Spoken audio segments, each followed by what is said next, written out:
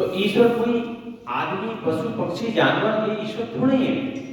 ईश्वर के बारे में अपने संत तुलसीदास जी ने कहा है कि गो गोचर जहां लगन जाई सो समाया जान भाई। मतलब भगवान राम लक्ष्मण को समझा रहे हैं कि जो तुम इन आंखों से देख रहे हो, अब देखो यहाँ कई चीजें आपके सामने आ जाती हैं जो अपने को समझने की जरूरत है। जैसे मान लो जिसने दीक्षा ली है वो तुम लगभग समझ ही रहे होंगे। मान लो जिसने दीक्षा नहीं ली है, या बहुत से लोग दीक्षा लेने के बाद भी नहीं समझ पाते।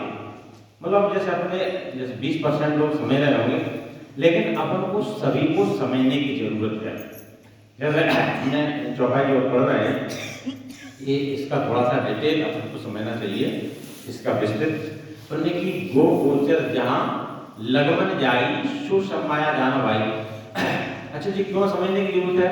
अभी अपन ने देखा है, जैसे अभी ये अपना जो कुंभ चल रहा है, इसमें जो है ना अपने जो जिन्होंने दीक्षा ली है या सब कुछ जानते भी हैं, लगभग 80% लोगों के दिमाग में ये भरी हुई है कि कुंभ में जाना एक बहुत बड़ा महत्वपूर्ण कार्य है। मतलब यानी इससे अपने पाप निकल जाएंगे या इससे क्या मोक्ष मिलेगा, ऐसी भावना है। मतलब तो अपन सब कुछ बताने के बावजूद भी अपन ऐसा करते हैं, तो फिर अपनी ये गलती है, अपनी कमजोरी है।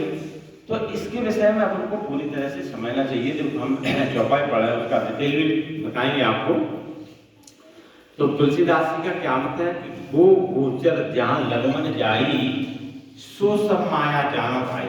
देखो इसका अर्थ समझे। गो गोचर का मतलब होता है जो हम इन आंखों से देख रहे हैं, हम इन आंखों से देख रहे हैं और अपना जहां तक कि मन जा रहा है। तुलसीदास जी क्या कह रहे हैं? गो गोचर जहां लगमन जाई सो सब माया जानो भाई। ये सब माया है जो हम आंखों से देख रहे हैं और हमारा जहां तक भी मन जा रहा है, जिस सब माया है। माया माने अस्थाई, परमात्मा स्थायी होता है, मतलब परमानेंट होता है। परमात्मा शाश्वत है, निरंतर है, और माया नाशवान। माया माने नाशवान, माया का एक बार नाश होगा, परमात्मा का कभी नाश नहीं होता।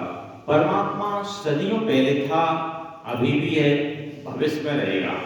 तो तुलसीदास जी का मतलब क्या है कि जो हम इन आंखों से देख रहे हैं और हमारा जहां तक भी मन जा रहा है, जिस माया, माया माने एक बार नाश होगा। प्रकृति विलास सृष्टि लय हुई, इस मतलब सृष्टि का कभी भी विलय हो सकता है, कभी भी परमात्मा संहार कर सकता है, कभी भी विलय कर सकता है, लेकिन परमात्मा का विलय नहीं होता। परमात्मा स्थायी है। और अपन एक बार बताया था, हमारे पूरी सृष्टि का, जैसे अपन सभी लोग बैठे हैं आज भारतवर्ष में करोड़ों लोग हैं, मतलब 1 अरब 40 करोड़ लोग हैं। इन सभी की आत्मा क्या विश्व में बहुत सारे जो, अगर अपन गिनती करते तो बहुत सारे हैं, काफी गिनती। तो मतलब ये लोग कहाँ जाएंगे, ये भी एक विषय बनता है, ये समझने की जरूरत है। मान लें आज सृष्टि प्रकृति विलास सृष्टि ले माने सृष्टि का लय हो जाए, तो ये लोग कहाँ जाएंगे, क्या करेंगे, क्या होगा, मतलब इसका इसके बारे में भी हमने आपको बताया था एक बार, फिर भी अपन समझ लें। जब परमात्मा इस सृष्टि का विलय करता है तो उसमें सभी आत्मा, सभी लोग नष्ट हो जाते हैं। कहते हैं कि नहीं, आत्मा कभी नष्ट नहीं होती, आत्मा कभी नष्ट नहीं होती। आत्मा को न कोई जला सके, न कोई धूप मतलब पानी गीला कर सके, अग्नि जला नहीं सकती, मतलब वो आत्मा का कभी नाश नहीं होता। तो आत्मा, जितनी भी आत्माएं हैं, परमात्मा अपने आप में ले लेता है, अपने आप में कुछ समय लेता है, फिर पुनः सृष्टि का संचालन होता है। तो उसी हिसाब से फिर वो जिसके जैसे कर। अब थोड़ी सी एक बात और आ जाती है कि जैसे मान ले कोई सत्कर्म है, कोई साधु है, कोई सन्यासी है, कोई तपस्या कर रहा है। अब जैसे जो लोग चोरी कर रहे हैं, डकैती डाल रहे हैं, सब लोग अपना मानव स्वतंत्र है, अपना अलग अलग कार्य कर रहा है और उसका कार्य पूरा नहीं हुआ, तो पूरे होते में अपना शरीर छूट गया, यानी सृष्टि का विलय हो गया, तो फिर क्या होगा, फिर उनके कर्मों का क्या होगा, ये जो थोड़ा सा समझने की जरूरत है। कभी कभी लोग इसमें संदेह में पड़ जाते हैं, तो ये जरूरी है जानना। तो माने बीच में ही सृष्टि का यदि विलय हो गया तो फिर उनके कर्मों का क्या होगा, तो वो क्या परमात्मा जो है ना अपने आप में पूरा समेट लेता है और समेटने के बाद पुनः निर्गमन करता है, यानी पुनः जैसे ही सृष्टि का संचालन होगा तो उन्होंने सृष्टि का संचालन किया तो उन्हीं आत्माओं के साथ में जो भी मानव के जैसे जो कर्म लगे हुए हैं कर्मों के साथ में वो जन्म देता जाता है और उसी हिसाब से वो उसका पूरा कर्म आता है।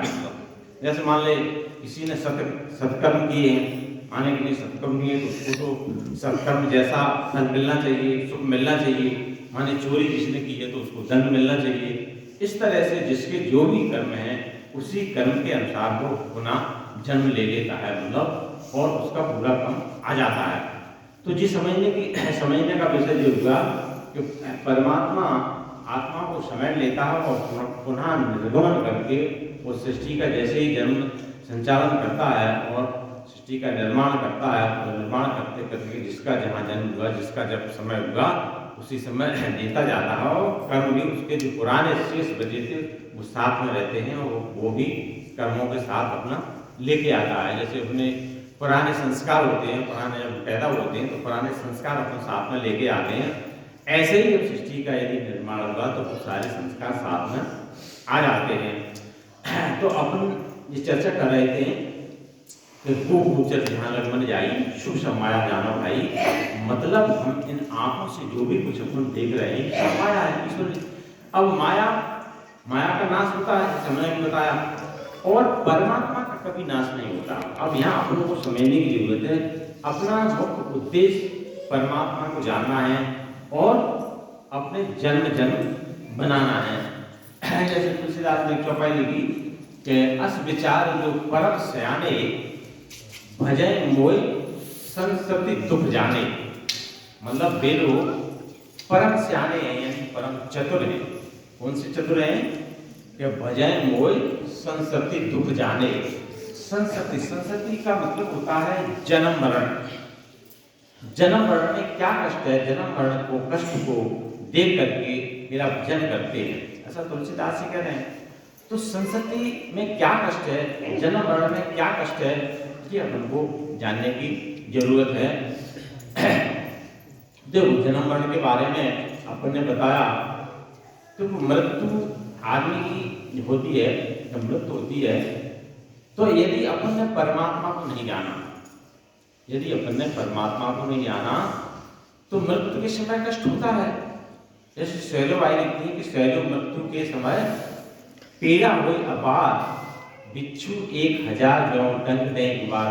मतलब जब आदमी का शरीर छूटता है तो भारी कष्ट होता है, लेकिन कब यदि उन्होंने परमात्मा को नहीं जाना तो कष्ट होता है। और कष्ट कब नहीं होता है कि सुमन मार जब कंठ पे गिरत न जाने नाम, माने यानी अपन ने परमात्मा को जान लिया और परमात्मा का ध्यान करके अपना शरीर छूटा तो अपने को पता नहीं लगता कि अपना कब शरीर छूटता है। जैसे हाथी के गले में आप माला डाल दें और हाथी को ये पता ही नहीं लगे कि माला कब चली जाए, कब निकल जाती है, ऐसे शरीर छूट जाता है। तो ये मानी मरण, जन्म मरण। और जन्म, अब जैसे जन्म का भी अपन समझ लें थोड़ा सा कि जन्मने में ये क्या कष्ट है। जन्मने में वैसे तो जब अपन माँ के गर्भ में रहते हैं, जैसे अपने एक बार बताया था, लेकिन फिर भी कुछ नए लोग भी हैं तो वो भी उनको भी समझ में आ जाएगा कि जैसे अपन माँ के गर्भ में थे, बहुत से लोगों का मत क्या है कि बालक जब गर्भ में रहता है, जब गर्भ में रहता है तो लोग कहते हैं कि भैया मुझे कहता है कि भाई हमें बाहर निकालो, और परमात्मा से निवेदन करता है, वो बड़ा नरक में रहता है। ये सब गलत बात है, ऐसा कुछ नहीं है। बालक जब गर्भ में रहता है तब बड़े आनंद में रहता है, वो परमात्मा का ध्यान करते हुए रहता है। जब गर्भावस्था में उसे कोई कष्ट नहीं है, मतलब पूर्ण सुख में रहता है। जब वो बाहर जब पैदा होता है, तुलसीदास ने क्या लिखा कि भूमि गिरत बा ढावर पानी और जन जीवन माया लिखानी, यानी जैसे ही वो जन्म लेता है, इस पानी ऊपर से तो निर्मल आता है, नीचे जैसे ही जमीन में आते ही वो मैला हो जाता है। तैसे ही बालक जब पैदा होने के बाद जो है ना, जब पैदा हो जाता है, अब जन्मने का थोड़ा सा कष्ट अपन को जान लेना चाहिए कि यदि मान लें अपने पुराने संस्कार अपन अच्छे लेके नहीं आए, तो अपन किसी एक गरीब आदमी के यहाँ जन्म ले लिया अपने, जिसे भोजन खाने को नहीं है, मतलब कुछ भी नहीं है, तो ये जन्मने का कष्ट ही है।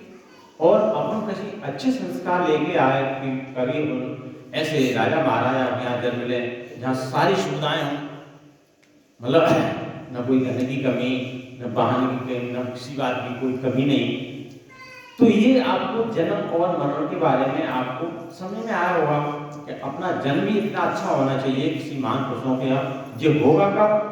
जब अपन परमात्मा को जानेंगे, और परमात्मा को नहीं जानेंगे तो अपन फिर तो अपन जैसा होगा, जो जैसा कर्म करेंगे वैसा ही फल मिलेगा, और किसी गरीब के यहाँ जब मिलेगा। इसलिए परमात्मा को अपन को जानना चाहिए।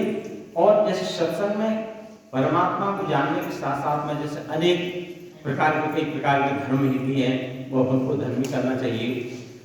हर मानव के हर मानव के संस्कार साथ में आते हैं, कोई ये नहीं, मतलब ये जन्म जन्म के संस्कार साथ में चलते हैं।